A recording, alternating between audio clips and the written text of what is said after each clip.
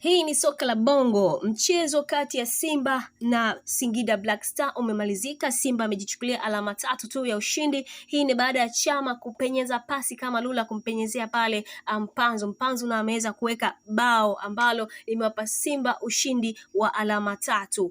Mechi ilikuwa ya nguvu, mechi ilikuwa ya moto. Singida wamepambana kwa namna yao wakiwa nyumbani kwao kwa kuamini kwamba leo Simba hawatoki. Nadhani umeona kwamba dakika za jioni kabisa, dakika 84 Simba amejipatia goli. Hili goli limetokana na Mpanzu. Hii alikwamba Simba alianza na bao moja mapema sana, lakini baadaye Singida wakarudisha bao hilo ambao Simba walikuwa wamefunga ikawa 1-1. Dakika 84 Simba wameweza kujipatia ushindi wa bao 2-1. Simba katika alama alikuwa na alama 24, lakini sasa atakuwa na alama 27.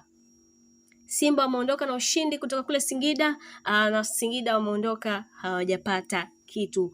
Msimu huu mechi ni ya moto na kila mtu anahitaji kombe, japokuwa Yanga anaonekana kabisa bado yupo pale kileleni, atikisiki wala hahemi. Hii ni soka la bongo, enjoy. Cheki goli hilo.